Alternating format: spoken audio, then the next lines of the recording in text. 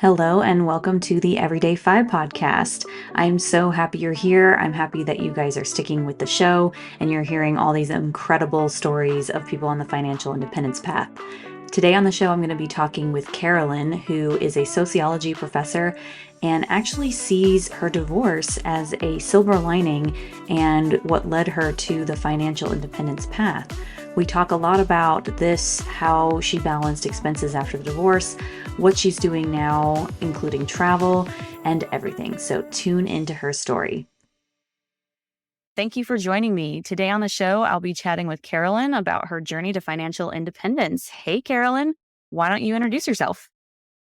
Hi, my name is Carolyn. I live in Minnesota and I'm from Colorado. I in my early 50s and I have two sons who are in their 20s. They're a huge part of my life. I'm divorced, been divorced for 9 years. So I'm a single parent, which I don't feel like all the time, but because I don't feel impoverished and I feel like the word single parent goes with poverty. And what do you do for work right now, or are you already early retired? I am a professor at a university, Nice. What do you teach? sociology. Awesome. How'd you get into that? My dad was a professor and I saw the lifestyle and loved it.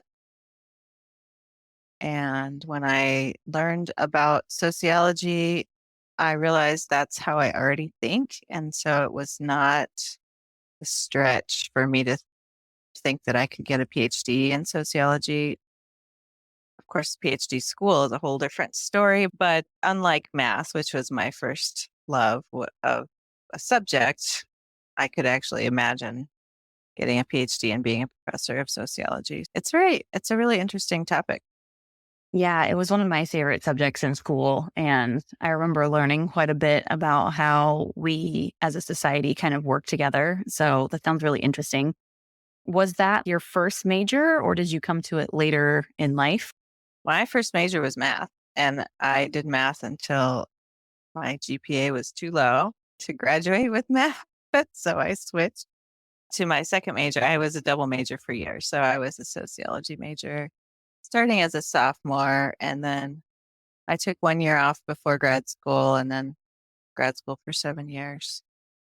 Nice. And do you have any advice for anybody who'd want to pursue a career in sociology right now? Would you recommend it or is it a difficult field to get into? I would say I can give advice about a career in academia. Sociology as a non-academic isn't really a field. But advice about someone who's interested in academia, make sure that you really love research, which means you need to do research and you need to do research that you thought of and that you have to make every decision about. Do it with a mentor, of course, but if you don't really love research, then it's not the path because it's stressful and it doesn't pay as well as you might think. But if you're an independent creative thinker and you love research, then it could be a great job. Yeah. And I feel like in academia, you also have to love writing because publish or perish, right? You don't have to love it, but you have to be willing to do it. And you have to be willing to revise because you probably have 75 or 100 drafts of everything you write.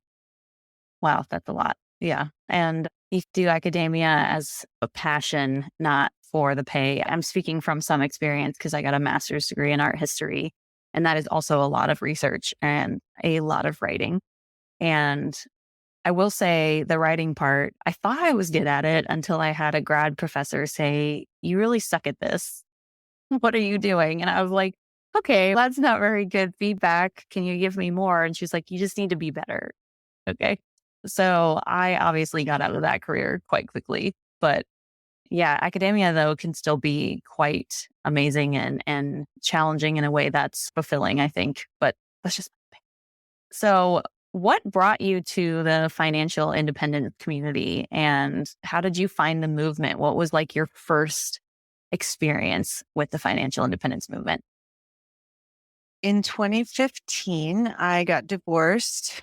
So I was suddenly in charge of my own household and my 2 kids who were there part-time. And before that, I had been really unwilling to have a conversation about money with my husband.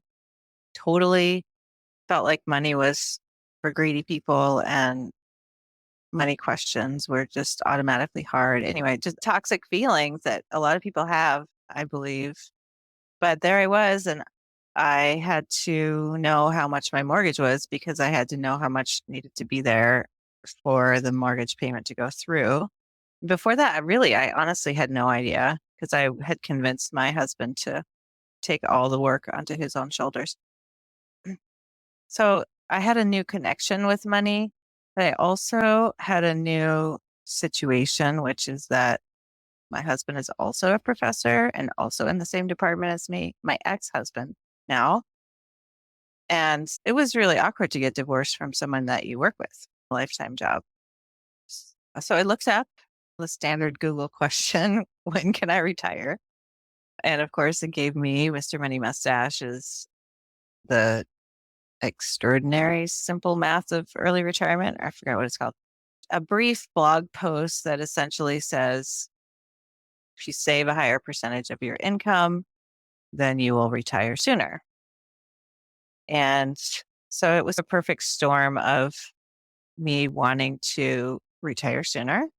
And also for once in my life, knowing or being in a position to know how much money I had. I didn't actually know until after that. I went and looked at the retirement savings that the university had been putting aside for me. We don't have a pension. They were just contributing to a 401(a). And I had not too long after that, my mom passed away and she left me a little bit of money. So then between those, it felt maybe I'm closer than I thought. As an academic, you can't change jobs very well. There's one job market a year, and you go on a national market. It takes all of your energy. And the nearest place I could move to work would be Illinois, Wisconsin, Iowa. It would not be in Minnesota. And my kids are in Minnesota, so I'm not leaving. So it seemed like the best option was this: increase your income, decrease your expenses. Yeah, that makes sense. I am sorry you went through a divorce and also lost your mother in a short time period. And yeah, I'm sorry that you went through that. What struck me when you said that you let your husband take care of the money because you thought money was just for greedy people, where do you think that belief came from? That's a really interesting question because I was raised in a pretty countercultural space where I didn't have a lot of influence from television or other media. But maybe it was that space. Nobody in my growing up life talked about money explicitly, how much anything cost, how retirement was going to be funded. My parents built a house it's a homemade house. They bought some land and built a house with their own hands, but they didn't ever talk about how much the land cost or how much the building cost or how much the taxes cost. So I think it was just silence really that made me feel like people like us don't talk about that. Gotcha. So it was more you just don't talk about money. Talking about money is a faux pas. And so you just wanted your husband to handle it. They ended up, by the time 2015 rolled around, I was anti money. I felt like my clawing up the career ladder had not really landed me much money. And so I had a resentment about my personal income and how little I could contribute to saving for the kids' college. Or anytime we had a windfall, he wanted to talk about what we should do with it. And I wanted to do all the things with it because it's $1,000. We should be able to fund the college and remodel the kitchen and go on a trip. He's no. And that made me mad. So I was misplacing my anger, I think. Yeah, money is so tied to emotion. I know that there's some people who say, oh, it's just math. It's just math. And as somebody who went from being a mathematician to a sociologist, I'm sure you can attest to the fact that everything is emotional and human beings are not purely logical things. We Emotions drive every decision that we make, including the decisions that should be, quotes, should be driven by numbers only, but it's just not going to be, right? So, my other question is, what were some of your biggest learnings from having to start handling money on your own? Let's see. One thing is that I had a lot more control over it than I realized before I started. I did buy a house straight from my divorce, moved out and moved into a house that I bought. So, the mortgage was a fixed amount, but much all of the other expenses, that's an exaggeration, but really it felt like I had a lot more control over the grocery costs or transportation costs or travel costs or all kinds of costs that I had felt very out of control. Or, of course, no one can control that sort of thing. Right. Not that I ever spent any time thinking about it, but that was my sort of non thinking assumption. Like, why would you think about it if you can't control it? I don't spend a ton of time thinking about the weather either because it happen. So, pretty quickly, my income alone was one third of the total income when we were together. So my income dropped by a lot. And pretty quickly, my spending dropped by even more than my income dropped.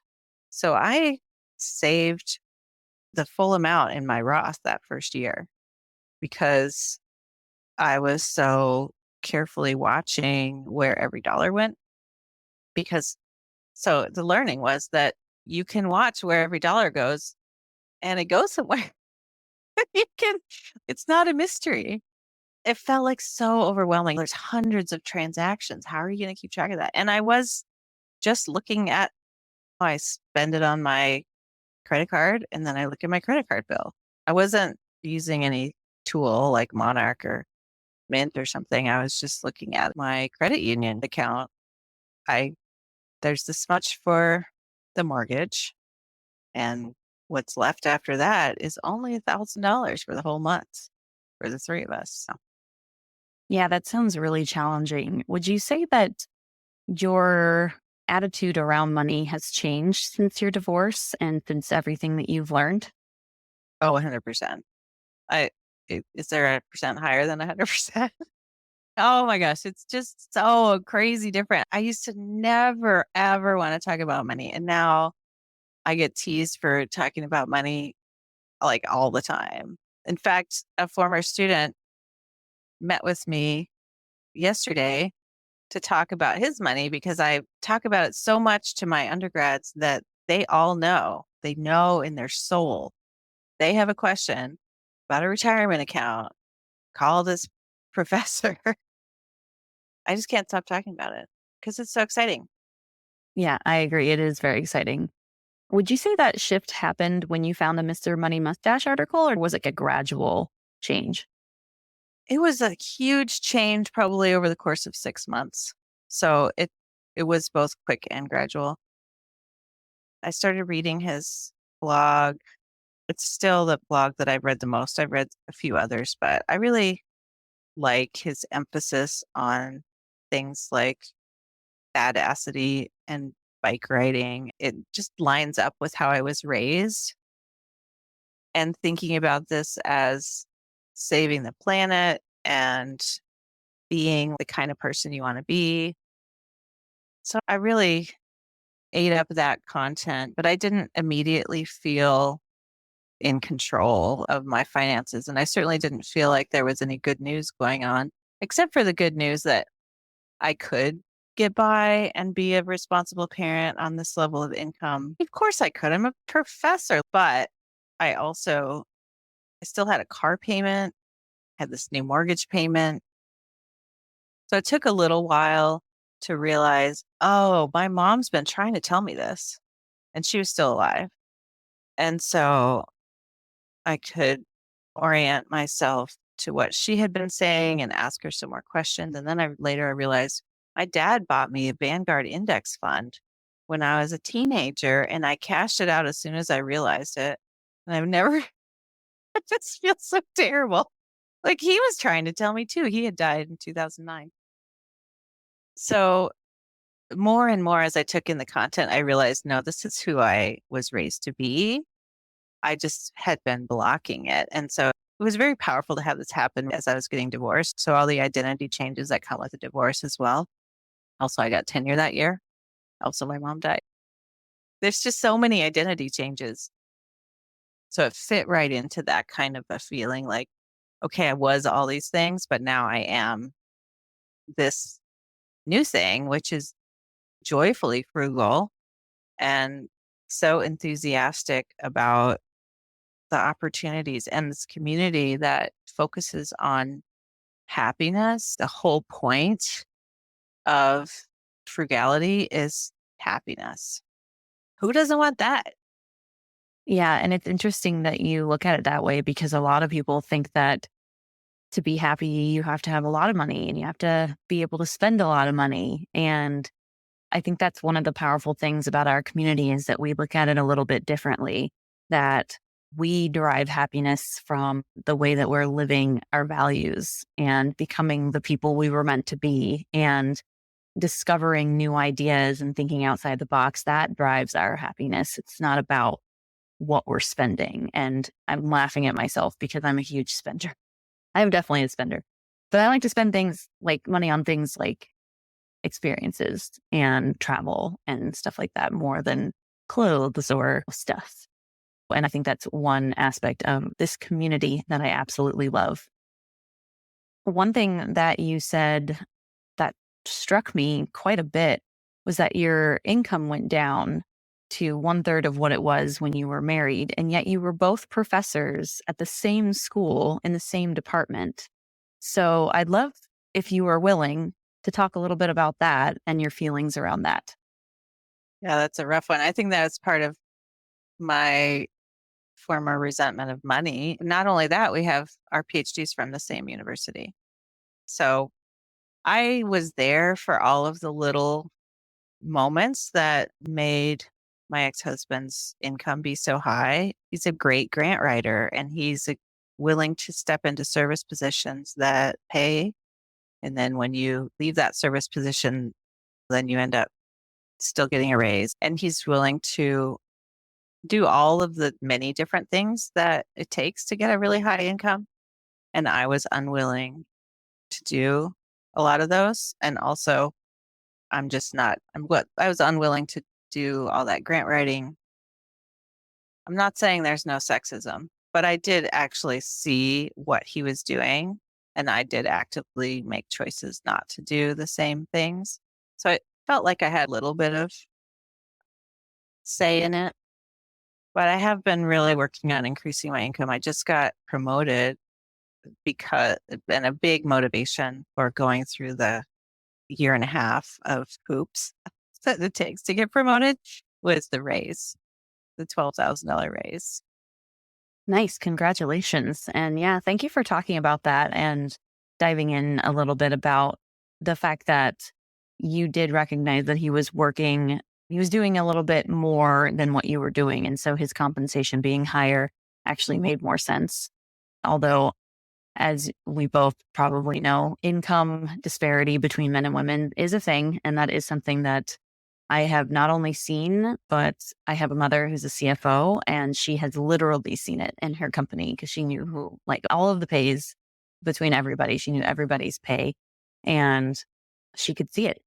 She saw the same role, people of even the same age and the same amount of education, the same amount of experience, the women were paid less. Like she saw it. She herself was paid less than all of the male CFOs. And it's something that I'm very passionate about. And so thank you for sharing your side of things and illuminating a little bit of the complexities around those disparities. So, because as you said that, it's not just that he was doing more things. It's almost you want to think about like, why is it that men feel this drive to go that extra step to get more money and women sometimes don't? And I'm not saying every woman, but there is this societal expectation that women are meant to be in the background, are meant to be a little bit quieter, are meant to be a little bit meeker. I've actually been struggling to get some women on this podcast because I think there's that kind of idea that women are not meant to speak up and speak their minds. And I think it's getting much, much better. But I can see that even in your story. Yeah. I see that in society as well, but I would not put that on my situation.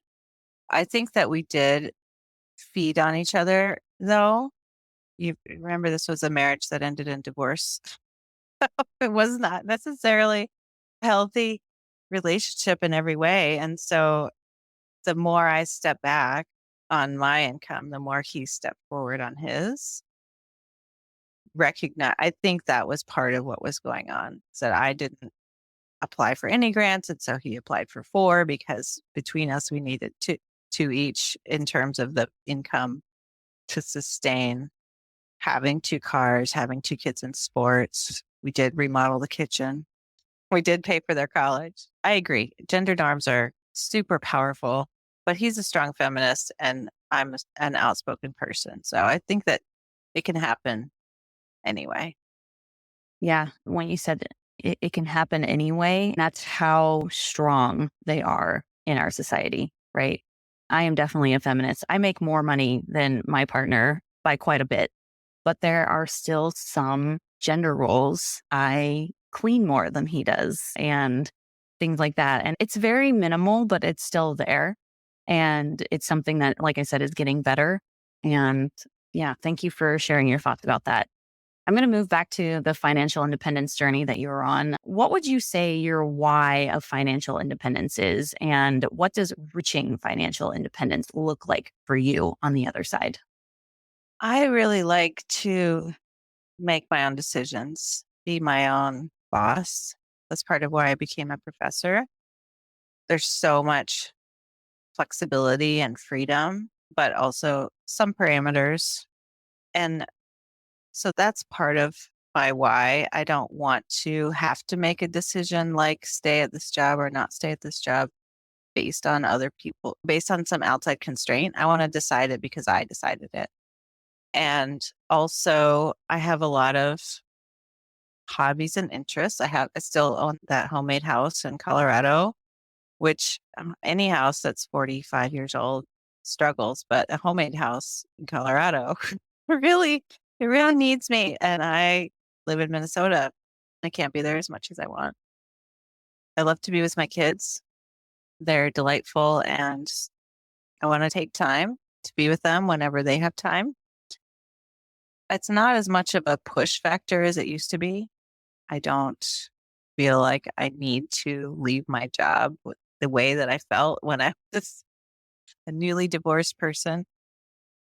I it's now the job is more benign, but I would also like to do other things with my life. Both of my parents died well before they were done living, and I think that's a motivator as well. I want to make sure that I get more things on my list done. Like for example, the homemade house needs a a bathroom remodel and needs a kitchen remodel. I watched my parents build those with their hands. And so to me, I need to personally, with my hands, remake the bathroom and the kitchen. And I would love to, but I don't know anything about plumbing, electricity, tile, anything. I think of myself as handy, but when you look at it, actually, no. I need to go to some classes, and those classes are going to take time. So, anyway, it's all about freedom of time. Yeah, thanks for sharing that. And if you do end up remodeling the bathroom and the kitchen by yourself with your own hands, you've got to film it because that's an incredible feat. Okay, so this actually brings me back. Are you still working with your husband? Is your husband still in the same department as you? And do you have a different relationship with him now? Yep, we still work together. It's a big space, so we have our own spaces, and especially since COVID, we hardly see each other because hardly anyone's ever on campus. Everything's done remotely, and we get along fine. It's not a big deal. He's the leader of one of the sections of the university that I used to spend a lot of time at. It's not a huge deal. Yeah, it's amazing how circumstances change when you go through a year like you had, where it was divorce and then a parent dying and then getting tenure and everything happening. And then even finding Mr. Money Mustache. There was a lot going on. And so there is a lot that probably went into your need to just, oh, I need to get out of this situation, that can evolve over time. And those high emotions start to come back down to normalcy. And it's nice to know that you see your job as benign now. How far away from financial independence and being able to quit are you? I blazed past my first goal. I couldn't even believe how fast I got to my first goal. Of course, the stock market helped, but financial independence advice of how to be in the stock market made it so that stock market could help. Anyway, so I set a goal of lean fi back in 2015, and then got there in like 2018. I was like, wait, what? So then I bought, I, I wasn't, my university has the rule of 55. And so when I turn 55, I can access my retirement accounts as if I old enough. I will be old enough technically, according to the IRS. But at that point, I don't even think I was 50. So I was like, I can't retire. My whole plan was built on accessing the retirement account money. Anyway, so I approached a neighbor at this Colorado place and said, hey, I would love to buy some of your land, because this is a rural area. And I convinced a neighbor to sell me 5.5 acres for $350,000. And so I remortgaged the cabin and spent down a lot of my savings and essentially forced myself to put off financial independence, because I knew if I had those kind of feelings and that much money, one day I could just quit, and that was not the plan. So I wanted to force myself that. And also, if I'm going to remodel with my own hands the kitchen and bathroom, this place, it's not always going to be rural unless I'm the one owning the area around it. So that was part of the thinking, was okay, envisioning my life post financial independent, post retirement. I want to be up there a lot, but I want it to be like it is. And so anyway, so now I've revised myself to be not lean fi, but more middle fi. I just turned 53. So I still have 2 more years. And I guess it depends on the stock market, but I'm definitely coast fi. The question is whether I can retire at 55, and also whether I will. I'm starting to feel so differently about my job now that I am more comfortable and going to be paid more. And I'm also on sabbatical right now, which means half pay, but a lot different kinds of obligations, like really very minimal obligations. So that's pretty cool. So that's a long answer to your question, but I'm definitely coast fi. According to my old self, I would be already fi, but I am trying to wait till I'm 55 at least. Yeah, that makes sense. And just for the audience, I'm going to define some of these terms. So lean fi is 20x your expenses. And then coast fi is when your retirement accounts get to a point where if you didn't contribute another dollar, they would grow to what you needed in full retirement age by the time you retire. So say you're in your 30s and you save up $300,000 in your accounts and you stop contributing, those accounts will grow to about, I think it's 1.5 to 2 million by the time you're 65. And so if you wanted to lower your expenses and then live on just like a part-time job during the rest of your life up until the age of 65, you could.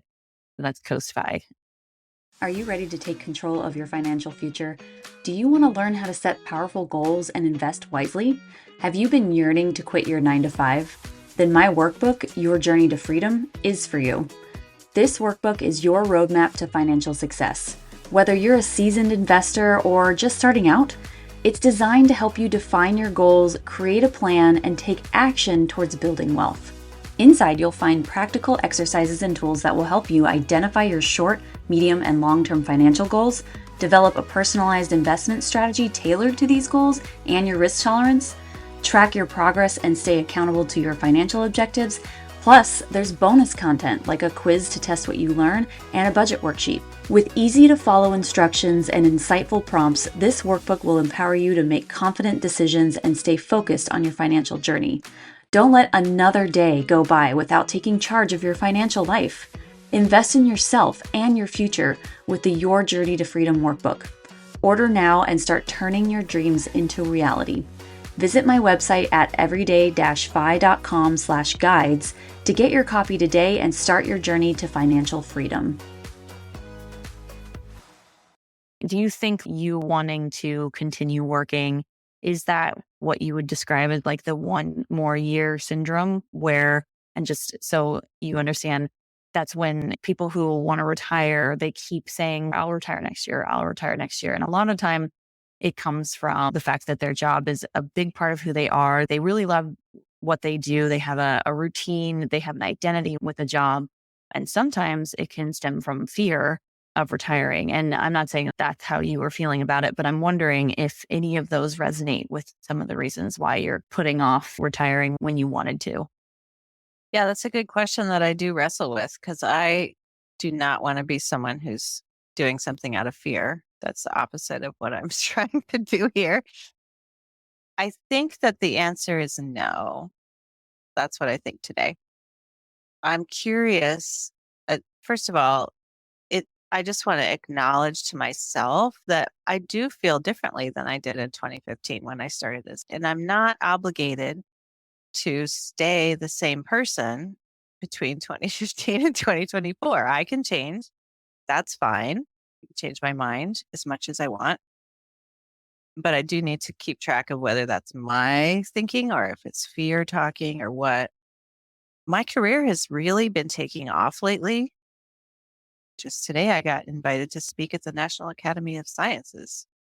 That's crazy. What are you talking about? In 2015, I never would have thought that could happen. And this is my third time. So I just feel like I'm choosing what I'm doing. I don't have a very compelling reason either way. So I'm waiting till I'm 55 or at least till the end of sabbatical because I do need to give like a year notice if I leave. But I could do phase retirement. If you work 50% time, you get 50% pay. And they can do it up to 3 years. So I would probably do phased retirement at some point because they keep putting into my 401a at the same rate as if I was working full time. And also they still provide health insurance. So it's really financially a good deal. So I guess I'm just opening up to the further possibility. But if something happened, like I met a great partner, we decided to get married, that partner lives in another state, I'd be so out of here. No, yes, identity is a big thing for a professor, but I also identify as a quilter, I identify as a gardener, I identify as a mom and a homemade house person, a hiker. So I think I'm okay on the identity part. I love that you know that about yourself. And it's something that I think a lot of people who are listening will probably want to aspire to, that they have more to their identity than their job. And I remember seeing a quote from somebody I follow on Instagram that said, your job is not the most interesting thing about you.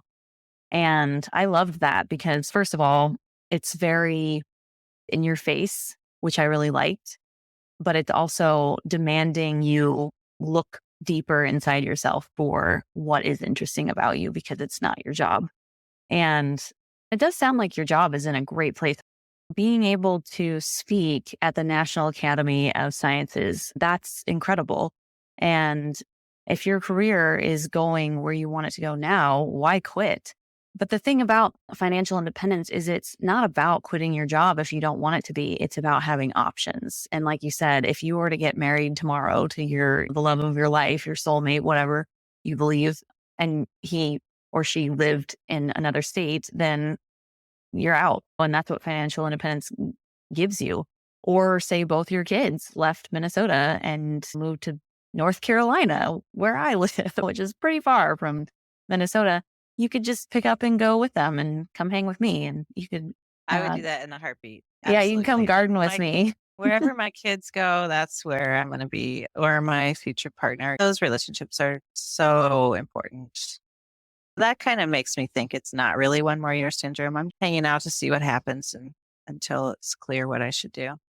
Yeah, I love that. And I think, like I said, a lot of people can learn from you and aspire to do what you're doing now because you got it all figured out. That leads me to, what is your strategy for reaching financial independence? I know you talked a lot about the stock market, but do you have a specific strategy, specific accounts you're using? Is there anything outside of the stock market that you're investing in, like real estate or businesses or anything like that? Yeah, I am not risk averse. So I've tried a bunch of things. I tried owning rental houses. I guess I've just owned two. It feels like more. Although my cabin, here's a hack. My cabin, I rent that out, but only to friends and family because I told the insurance company, I'm renting it to friends and family. Do you care? And they said, no, as long as it's friends and family. But from the IRS perspective, if you rent it to anyone for a certain number of days, then it's a rental. And so if you have a rental that's losing money, like my rental is losing money, then that can really change your tax bracket. But I also had, when one of my sons went to college, I bought a house, joint ownership with him, and he lived there with friends. That seemed like it was going to be, that it was probably fine financially, but it was definitely a delicate situation to be my son's landlord and his friend's landlord. That, I would say, don't do it. Lucky we got out alive from that one. Same thing with, I I bought a house that my brother lived in, and then his roommates, and then they had a big fight, and then the whole thing blew up, and I was the landlord. Oh my God. So tried both of those. I think that those pretty much broke even because they were essentially very lucrative, except for that when they ended, they didn't end that great. So tried rental houses, and I've done a lot on keeping my expenses low, especially not these days. They certainly have, they've gotten higher now. But before I felt coast-fi, I really kept my expenses extremely low. I shuffled so much money into, I can do a 403B and a 457 because I work for a state university. So that has a maximum contribution of $56,000, different in different years. But between the loss on my rental cabin and shoving so much money into retirement, my taxable income is super low. So I'm paying 10%, 12% tax bracket. Unfortunately, that does not mean that my sons have gotten financial aid. I thought it would, but it's not low enough to get financial aid because they both have gone through college while this has been happening. And the other thing that I've done is really work on increasing my income.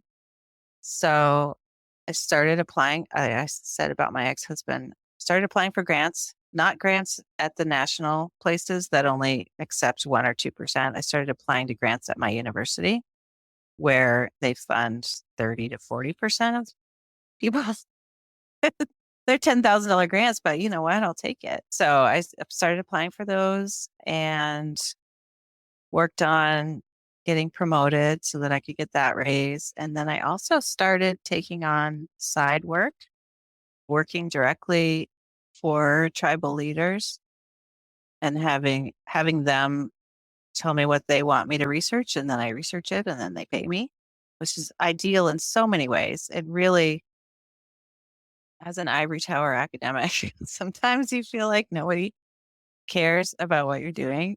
And so if somebody you respect literally asked you to do it, then you know that somebody you respect cares what you just did. It's a whole different feeling. But anyway, consulting. Now I started a business. So now I have my small business income and my SEP IRA. You can contribute up to 20% of your small business income into a SEP IRA. So I did that. It helped my taxes as well. That sounds like you did everything that was on my list. I asked about stock market, real estate, and starting a business, and you did it all. That's amazing. And I am with you on the real estate. Real estate for me is a little bit too much work and too many parties involved that you can't control. I never really liked that because I am a little bit of a control freak. And so that's why I'm also more into the stock market because sure, I can't control its ups and downs, but it's also not an entity that is sentient and malicious. That's amazing that you did all of that. And kudos to you. And it sounds like you really did do a 180 from before you got your divorce. It's incredible to see that journey. And it's almost like the divorce was a silver lining for you, at least from this angle, me witnessing your story. That's how it feels. So I don't know if you feel the same way, but Yeah, there's a lot of good that came of it. And I'm happy that we were married and I'm happy that we got divorced. I have regrets about how much I talked to my kids about it while it was happening. But other than that, I don't really have a lot of regrets. I think it's gone well. yeah, that's great. Thanks for sharing that. All right. So let's move on to what you might be currently struggling with right now that you want to share with the community. And it doesn't have to be FI related, it can be any struggles that you want to share. I guess a struggle that's happening right now is my pull between working and not working. I'm on sabbatical and I am already at the highest level a professor can be. I really do not need to do more research, but the research is exciting, but also I'd really like to be traveling, but also I'd really like to be spending time with my kids. It's I don't know, what's the equivalent of a first world problem? Things are going so well. I don't know what to do with myself. And I end up feeling dissatisfied because I can't do all the things all the time. And then I get really mad. Like, what the things are going so well that you're dissatisfied? Nice job.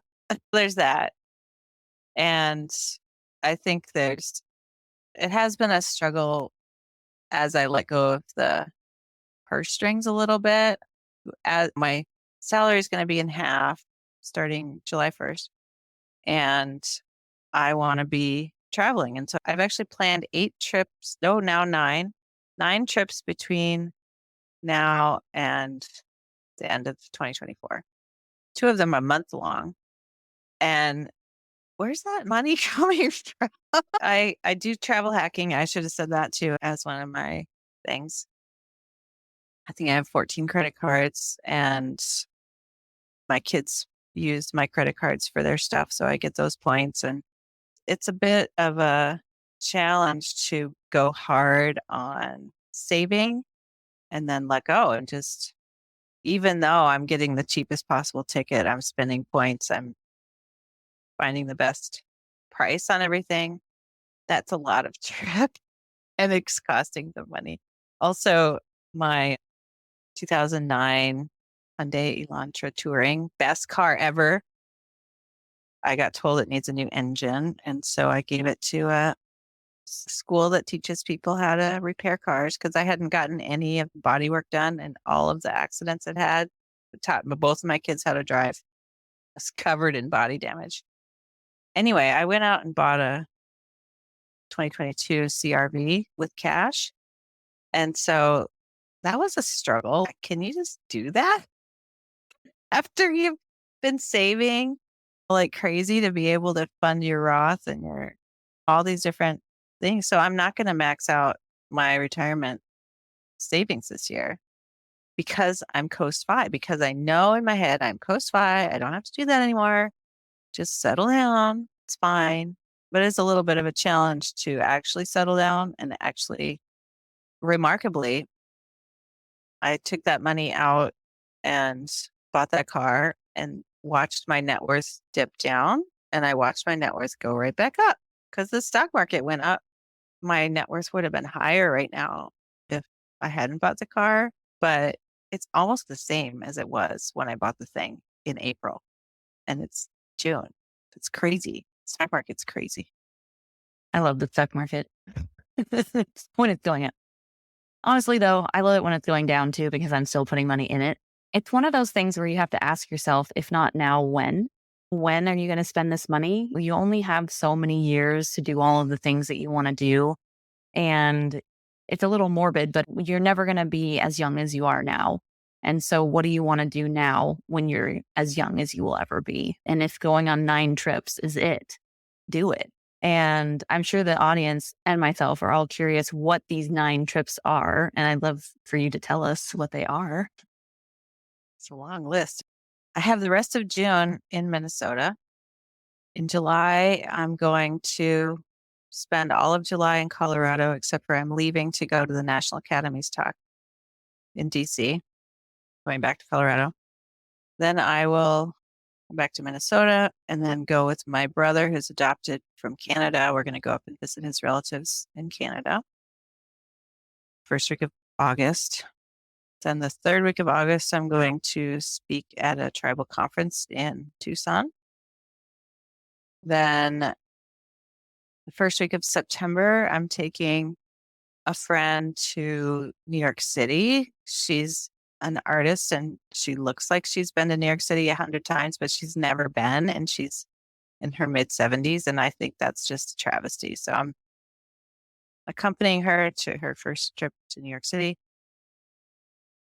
Then in mid-September, I am meeting up with 2 college friends. We're going to go to Atlanta and then Asheville, North Carolina, get an Airbnb. And then September 27th, my kids and I are going to fly to Germany. I got the best redemption on my travel hacking. It's so exciting. It was only 48,000 Chase points to get all 3 of us to Frankfurt on the day I wanted. One-way tickets. But all 3 of us together was 48,000. Anyway, so my grandfather was an immigrant, so we're going to go to visit the city where he was from. And then we're going to visit the city where his mother was from in France. And then we're going to go to Paris. And then my younger son's flying home and my older son, he hasn't decided yet, and I haven't decided yet. So I think I'll be in Europe for the rest of October. I'm telling everyone I'm not going to be around for October. And then the first week of November, I'm going to a conference in Canada. And the third week of November, I'm going to see a friend to do a writing retreat. So we haven't even gotten to December. I don't know what's happening in December. That's a lot of travel, but it's so amazing how different each one of them is, right? Some of them are like visiting family, some of them are work things like conferences, and some of them are giving gifts to your friends, like your friend that you're taking to New York, which I just think is so cool because I really hope she loves it because I lived there for 7 years. And if she looks like she was supposed to live there, what might happen? You take her there and she's, you know what? I'm just going to stay here. I'll see you later. I'm going to go rent an apartment and just stay here. I hope that's what happens. And then your time in Europe, I love that you're just like, I'm just going to be in Europe for October. I don't know where I'm going to be after Paris, but I know I'm going to be in Europe. I love that. I love that. Like, I think that's where we all want to get to. The FI dream, right? Not necessarily Europe, but just go. And then when you're done, leave.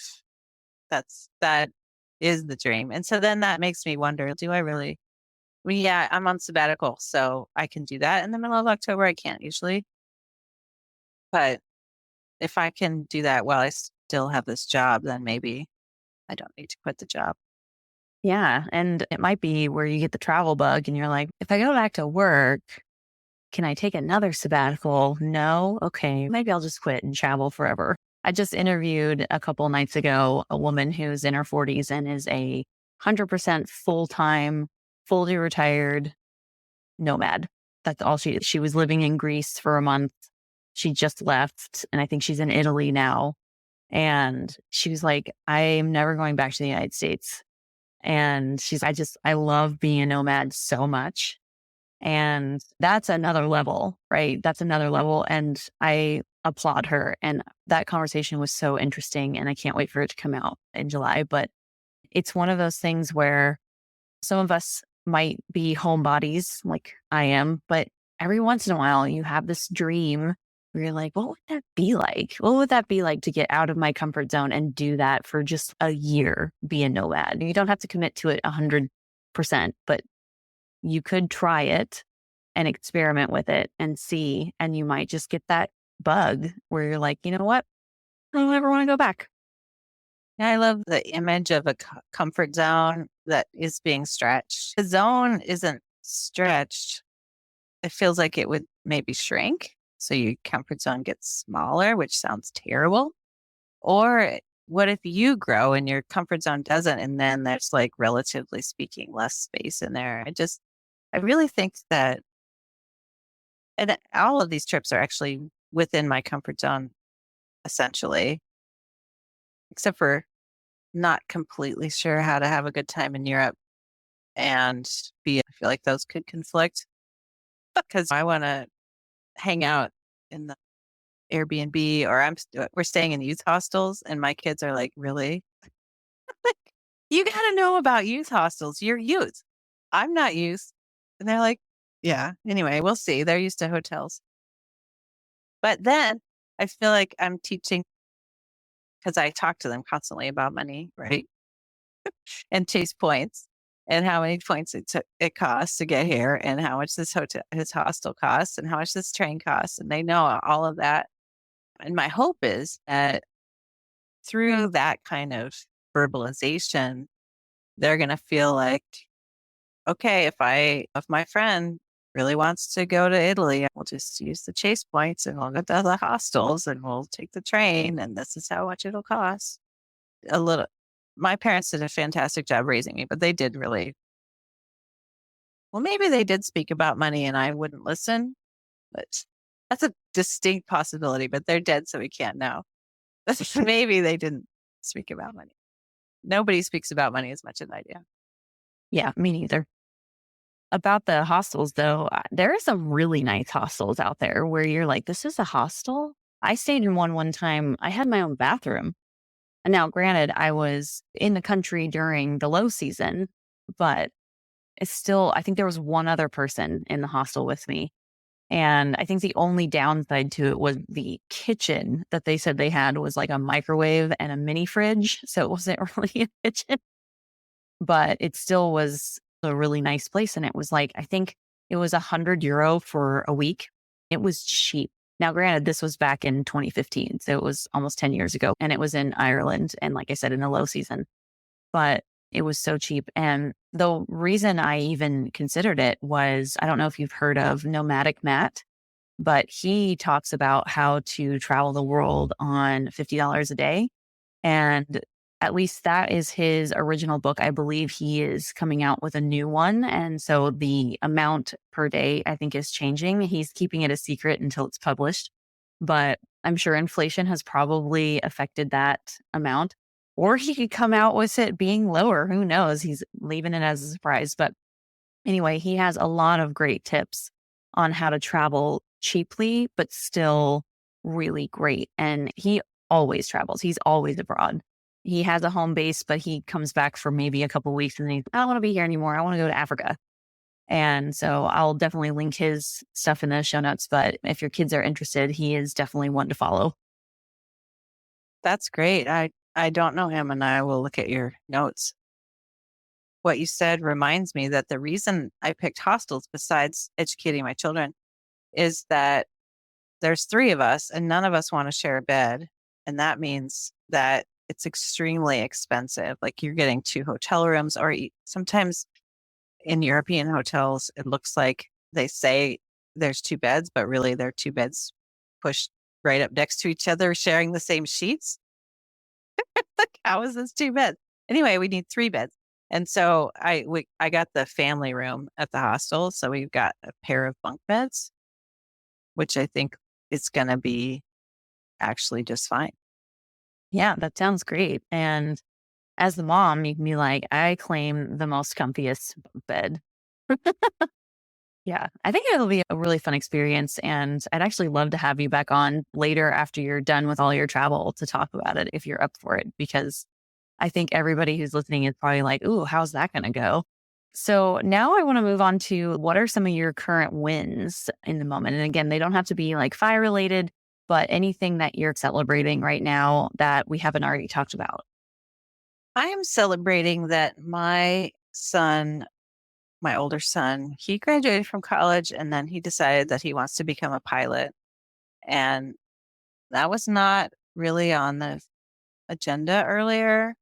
It makes sense looking back, but he said, I'm going to have to take out loans. He didn't have to take out loans for college because his dad and I covered it. And I said, you know what? I'll split it with you. I don't want you to take out loans. So because he's a great saver, he already had a brokerage account and a Roth. So what we're doing is he's taking some from his brokerage, 5,000 from his brokerage, and then I take 5,000 out of mine and put it in the account. And so anyway, he's just humming along doing aviation training without needing to join the military and without needing to take out loans. And I get to see my son participate in a career that makes him light up. And unlike the career that he got trained in his undergrad. So that's just a huge win for me.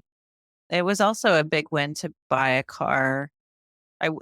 First of all, it was a big win to keep my other car until I was told it needed an engine. And I was always asking people, like, what does it mean to drive a car till the wheels fall off? I don't know. They're not literally going to fall off. So how do you know? And then I could have gotten a new engine for $8,500. And that was like, okay, I hear you. That's clear enough. So that was a win that I could do that. Got a used car, but the new is by far the nicest car ever. Yeah. So the generosity to kids and myself and other people, I feel generous. Like yesterday sounds like bragging, but it's an example.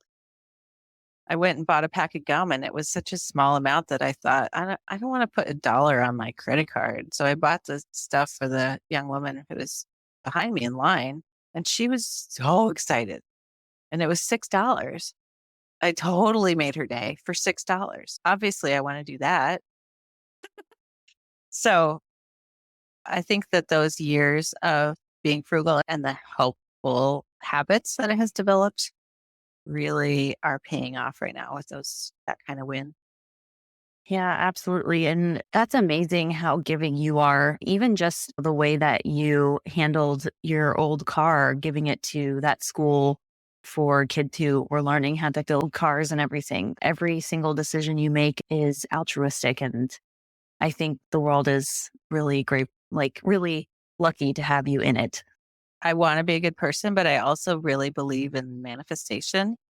And if I'm generous, then money's flowing and will flow towards me as much as away from me. And if I'm stingy and frightened, then money will be frightened of me or some kind. I guess that sounds a little crazy, but it does. I want to be in an abundance mindset and it's really fun to be in an abundance mindset.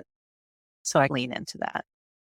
Yeah, that's great. A lot of people can learn from you in that regard, which actually leads me to my next question. Do you have a life hack, recommendation, or learning that you would like to share with our community? I really like playing with the financial frugality, making it into a silly thing that I'm doing. So I thought of one example for my quilting. A lot of people spend a lot of money on quilting fabric, and then they keep it for 30 years and then they give it away.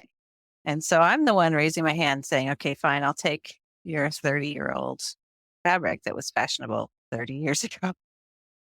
So I have a massive amount of fabric that I would never have picked.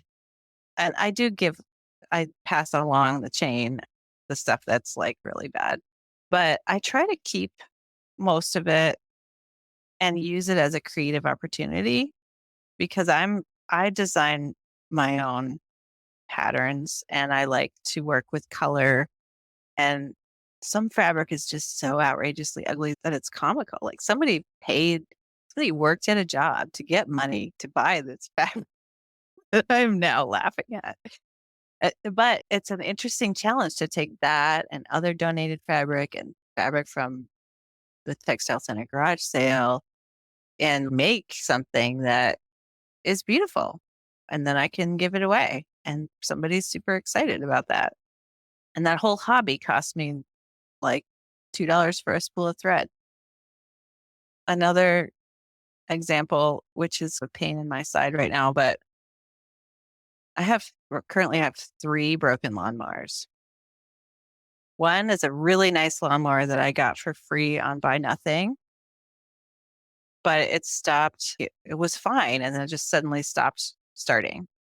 So I feel like there's an electrical problem. I don't know. I'm not ready to get rid of it because it's a really nice mower. The second one was my mother's. Remember, she died in 2016. It is like my old one of the wheels doesn't have rubber. It's super, but it almost charges. Like it charges up enough to whir the motor, but then when you put grass under it, it stops turning. So I bought a new charger for that off eBay because my local repair shop said that brand is out of business. So that's $40 that's coming in the mail. We'll see if I can get that thing going. And then someone on my Buy Nothing group put that they had a push mower, like the kind that whirls around and you use your sweat to move it. And that's what I had when I was a kid. So I was like, I have 2 broken electric mowers, so I'll get your real mower. It's called REEL.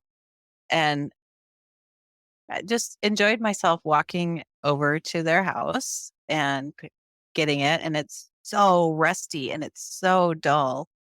And it would be $85 to get it sharpened. And then they have a 2-week backup. And my grass needs to be mowed like every 4 days.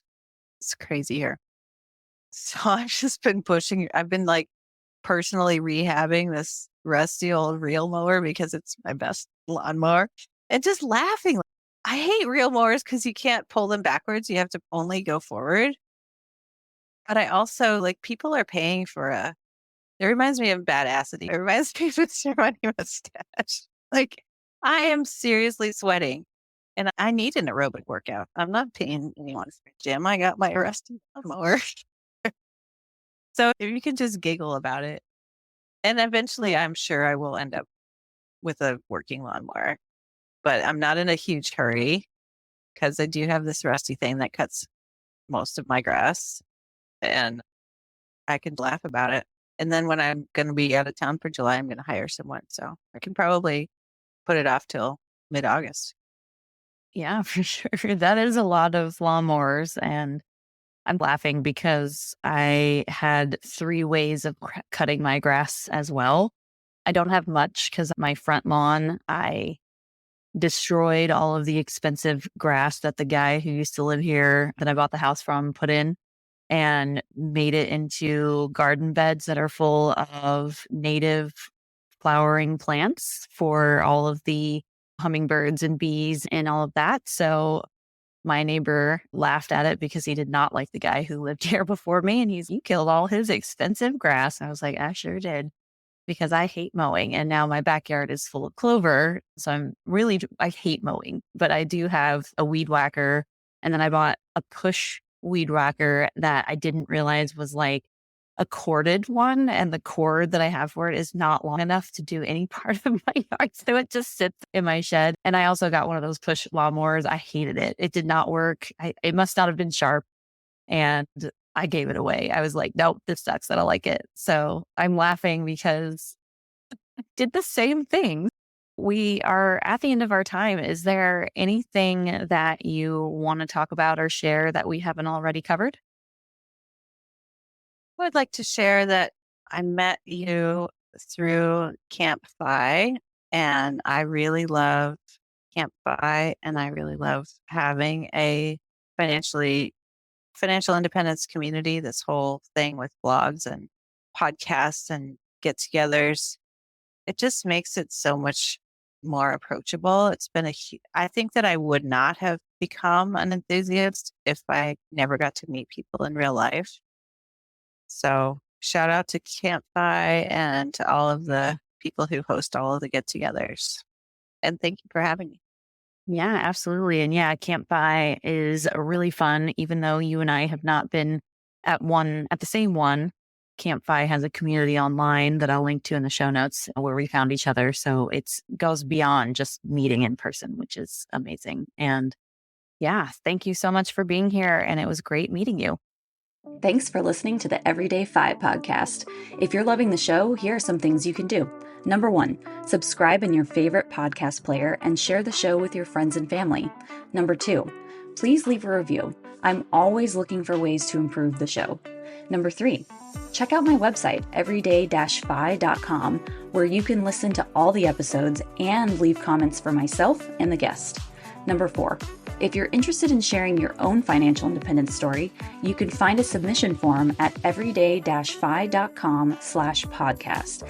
And finally, number 5, join my Patreon membership for only $5 a month at patreon.com/everyday5podcast. This is a one-woman show, so every little bit counts. See you next time as we continue to go down the path to financial freedom.